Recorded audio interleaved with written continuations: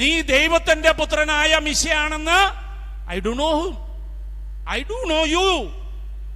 അവൻ പറയാ, എനിക്കറിയാം നിന്നെ, നീ ദൈവത്തിന്റെ പുത്രനായ സാത്താൻ പറയാമെങ്കിൽ പാവപ്പെട്ടയായ ഈശോയുടെ ജനത്തിന് ഈശോ ആരാണെന്ന് അറിയാവോ?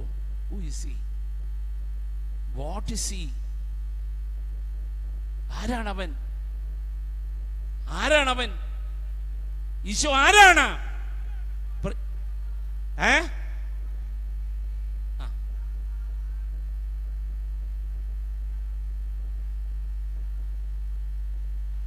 പീലാത്തോസ് ജനിച്ച് മരിച്ച് അകപ്പെട്ട് പാതാളങ്ങളിൽ ഇറങ്ങി 3-ാം ദിവസം ഉയർത്തെഴുന്നേറ്റു. ഇതാണ് പറയുന്നത്.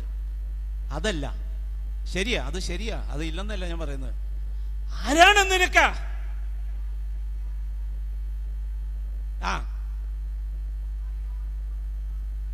ദൈവരാജ്യം അന്വേഷിക്കുവിൻ, അതോടൊപ്പം എല്ലാം കൂട്ടിച്ചേർക്കപ്പെടും. ആ ദൈവരാജ്യം എന്ന് വെച്ചാൽ എന്താ? അതെവിടെയാ പറയുന്നേ? റോമക്കാർക്ക് എഴുതിയ ലേഖനം 14-ാം അധ്യായം 17-ാം തിരുവചനത്തിൽ. അത് പഠിക്കണം. അത് വെറുതെ വായിച്ചാൽ മാത്രമല്ല, മറ്റുള്ളവരെ പഠിപ്പിക്കുകയും ചെയ്യണം. മറ്റുള്ളവരെ നമ്മൾ പഠിപ്പിക്കേണ്ടിയിരിക്കുന്നു. ഒരു വചനം ആരെങ്കിലും നിങ്ങളുടെ അയൽക്കാർക്ക് വേദന ഉണ്ടെങ്കിൽ നിങ്ങൾ വിഷമിക്കേണ്ടെന്ന്. യേശു ക്രിസ്തു എത്ര വലുവനാണ്! അവൻ വചനം അയച്ച് സുഖപ്പെടുത്തുന്നുണ്ട്. അവൻ വചനം അയച്ച് സുഖപ്പെടുത്തുന്നുണ്ട്. അതെ പ്രിയമുള്ളവരെ, അപ്പൊ പത്രോസിന്റെ വീട്ടിൽ പത്രോസിന്റെ അമ്മായിമ്മ പനി പിടിച്ച് കിടക്കുന്നത് കണ്ടുകൊണ്ടാണ് പത്രോസ് സുവിശേഷം പ്രസംഗിക്കാൻ പോയത്. ഇതറിഞ്ഞ് ശിഷ്യന്മാർ വന്ന് അവനോട് പറഞ്ഞു, പത്രോസിന്റെ അമ്മായിമ്മ മരണത്തിലേക്ക് മല്ലടിച്ചുകൊണ്ടിരിക്കുക. പറഞ്ഞില്ല. ഈശോ ആ നിമിഷം എഴുന്നേറ്റ് ഓടി അവളുടെ അടുക്കൽ വന്നുകൊണ്ട് അവളെ ഒന്ന് എന്ത് ചെയ്തു? എന്ത് അറിയില്ല. ഈശോ വന്ന് പത്രോസിന്റെ അമ്മായിമ്മയുടെ അടുത്ത് വന്നിട്ട് എന്ത് ചെയ്തു? കർത്താവേ, ബൈബിൾ മുഴുവൻ വായിച്ച അച്ചായൻ മറന്നുപോയി. അവിടെ ഒന്ന് അവളുടെ കയ്യിൽ ഒന്ന് സ്പർശിച്ചു. വിശുദ്ധ മർക്കോസിന്റെ 8:16 മത്തായിയുടെ, വിശുദ്ധ മത്തായിയുടെ. അപ്പോൾ പനി അവളെ വിട്ടുപോയി. അവന് വേറെ ഒരു കാര്യം കൂടെ ഉണ്ട്. അവൻ ആ പനിയെ എന്ത് ചെയ്തു? എന്താണ് അവൻ ചെയ്തത്? ആ പനിയെ അവൻ ശാസിച്ചു. Get out in the name of Jesus, in the name of me, get out. Don't speak എന്നാ പറഞ്ഞു. മിണ്ടിപ്പോകരുത്. Get out of her. അവളിൽ നിന്ന് വിട്ടുപോകാൻ ഈശോ കൽപ്പിച്ചു. കാര്യം, അവളോട് കരുണ കാണിച്ചത് എന്തിനാണ്? കർത്താവിന്റെ ജോലി ചെയ്യുന്ന പത്രോസ് അവന്റെ ജോലി ചെയ്യാൻ യേശു കടപ്പെട്ടതാണ്. അന്ന് അവനെ മുഴുവൻ ദിവസം അവിടെ താമസിച്ചു. അവര് സായനമായപ്പോൾ അനേക രോഗികളെ അവന്റെ അടുത്തേക്ക് കൊണ്ടുവന്നു. നെഞ്ചിൽ വേദനയുണ്ടായിരുന്ന, ഇടിപ്പുണ്ടായിരുന്ന മാറിപ്പോയിട്ടുണ്ട്. ആരാന്നൊന്ന് കൈവിഷി കാണിക്കാവോ? നെഞ്ചിൽ ഇടിപ്പുണ്ടായിരുന്നു, വേദനയുണ്ടായിരുന്നു. ഇപ്പോൾ ആ വേദനയില്ല. ഒന്ന് കൈവിഷി കാണിക്കാവോ? മാറിപ്പോയോ? ഒന്ന് യേശുവിന് ഒരു പ്രൈസ് ദി ലോർഡ് പറഞ്ഞേ. അയ്യേ, ഇന്ന് ഇവിടെ കഞ്ഞിയും പയറുമല്ല, പ്രത്യേക ദിവസമാണ്. ഇന്ന് ഇവിടെ ബിരിയാണിയാണ്. അതുകൊണ്ട് അത് ഓർത്തെങ്കിലും ഒരു നല്ല പ്രൈസ് ദി ലോർഡ് പറഞ്ഞേ. പോരാ പോരാ പോരാ പോരാ, നിന്നെ. പ്രിയമുള്ളവരെ, 15:10 പറയുന്നു പ്രഭാഷകൻ, മനസ്സിലായോ? സ്തോത്രഗീതങ്ങൾ പാവികൾക്ക് ഇണങ്ങുന്നില്ല. നമ്മൾ പാവികളാണോ? നമ്മൾ യേശുക്രിസ്തുവിന്റെ അനുയായികളല്ലേ? അതുകൊണ്ട് ഞാനൊന്ന് പുരുഷന്മാരൊന്ന് ദൈവത്തെ ഒന്ന് സ്തുതിച്ചേ. സ്ത്രീകളെ ഒന്ന് കാണിച്ചു കൊടുത്തേ. കരങ്ങൾ മേളിലോട്ട് ഒന്ന് സ്തുതിച്ചേ, നല്ലപോലെ സ്തുതിച്ചേ.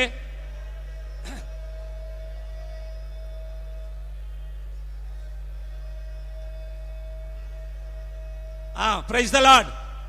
ഇനി നിങ്ങൾ നോക്കിക്കോ, സ്ത്രീകള് അവർക്ക് നല്ല ശബ്ദമുള്ളതാ. കാര്യം ഇക്കരയിൽ നിന്ന് അക്കരയിൽ മരുമകളുമായിട്ട് ഇടിവെക്കുന്ന പാർട്ടികൾ കാണും. അപ്പൊ അവർക്ക് നല്ല സ്ട്രെങ്ത് ഉണ്ട്.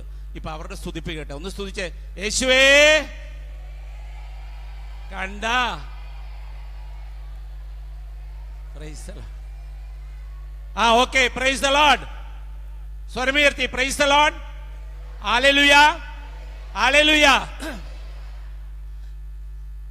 സായനമായപ്പോൾ അനേക രോഗികളെ കൊണ്ടുവന്നു.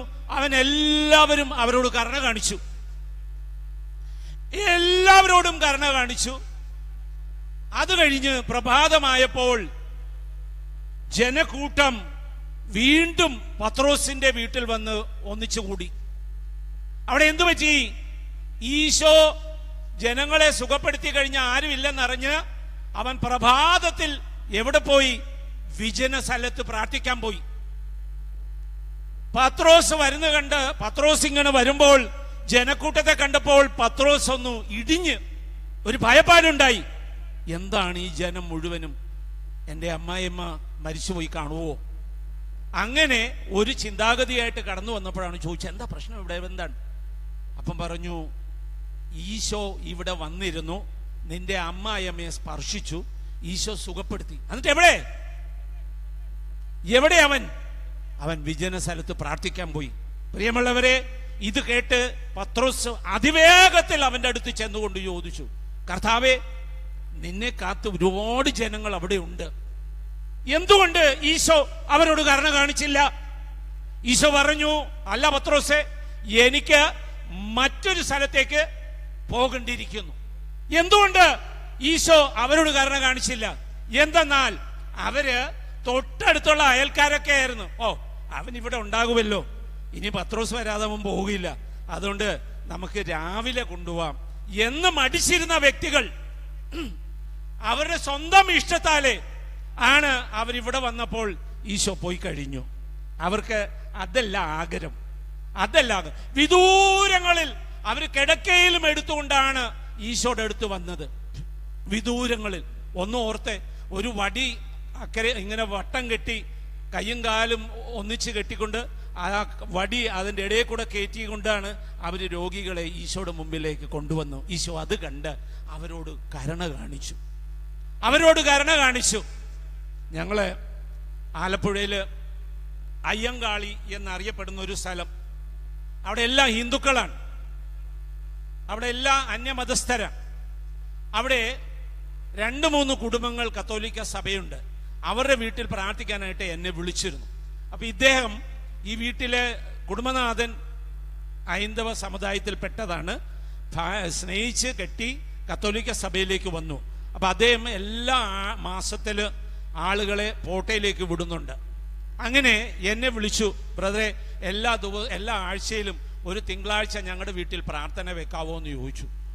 ഞാൻ പറഞ്ഞു, വെച്ചോളാൻ പറഞ്ഞു, ഞാൻ വരാമെന്ന് പറഞ്ഞു.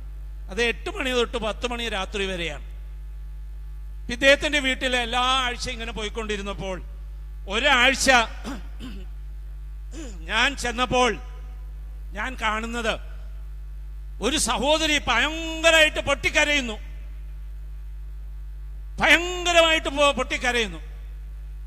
അപ്പൊ ഞാൻ ഈ കുട്ടൻചേട്ടനോട് ചോദിച്ചു, കുട്ടൻചേട്ടാ, എന്തിനാണ് ഈ സ്ത്രീ കരയുന്നത്? ബ്രദറെ, മെഡിക്കൽ അവളെ ഉപേക്ഷിച്ചു, മെഡിസിൻ അവളെ ഉപേക്ഷിച്ചു. എന്തു പറ്റിയെന്ന് ചോദിച്ചു. ഗർഭപാത്രത്തിൽ ഒരു മുഴ വന്നിട്ട് ആ മുഴ എത്ര കിലോ ആണെന്ന് അറിയില്ല, അത് പുറത്തോട്ട് ചാടിക്കിടക്കുകയാണെന്ന് പറഞ്ഞു.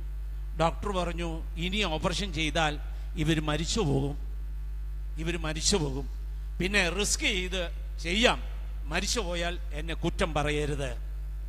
ഇങ്ങനെ ഒരു അവസ്ഥയിൽ അവര് ഇവിടെ പ്രാർത്ഥനയുണ്ടെന്നും പറഞ്ഞ് അവർ വന്നിരിക്കുകയാണ്. ഞാൻ അവിടെ ചെന്നിരുന്നു. ഇവരുടെ കരച്ചിൽ കണ്ടപ്പോൾ ഞാൻ അവരോട് പറഞ്ഞു, എനിക്ക് കരുണ തോന്നി.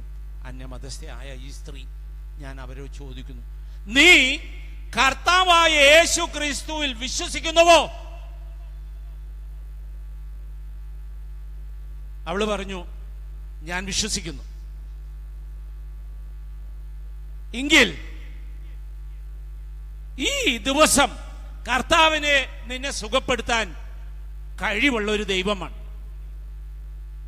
കർത്താവിന് അസാധ്യമായി 18:27 വിശുദ്ധ ലൂക്കാസ് സുവിശേഷം പറയുന്നു, what man can God can. മനുഷ്യൻ അസാധ്യമായത് ദൈവത്തിന് സാധ്യമാകും. ധൈര്യമായിരിക്കുക, കർത്താവ് ഒരു വചനം പറയുന്നുണ്ട് 18:35 ഒരു അന്ധനായ ഒരു മനുഷ്യൻ, യാചകൻ, ബർത്തിയോമിസ്, ബർത്ത് ജന്മനാലെ, തിമോസ് അവന്റെ അപ്പന്റെ പേരാണ്, ജന്മനാലെ തള്ളിക്കളഞ്ഞവൻ വഴിയരികിലിരുന്ന് ദൈവത്തെ യാചിച്ചുകൊണ്ട്, ഫിലിപ്പിയ പ്രദേശം, അവിടെ യാചിക്കണമെന്നുണ്ടെങ്കിൽ അവിടുന്ന് ഒരു വസ്ത്രം ധരിക്കണം. വസ്ത്രം ധരിക്കാതെ അവിടെ യാചിക്കാൻ പറ്റില്ല. അതുകൊണ്ട് ആ വസ്ത്രം ധരിച്ചുകൊണ്ട് ഈ മനുഷ്യൻ അവിടെ യാചിച്ചു കൊണ്ടിരുന്നു. വർഷങ്ങളായി ഈ മനുഷ്യൻ അവിടെ യാചിച്ചു കൊണ്ടിരിക്കുക. അപ്പോൾ ഇതാ ജെറൂസലമിൽ നിന്ന് ജെറീക്കോയിലേക്ക് പോകുന്നു. ആരാ അത്? ആരാ?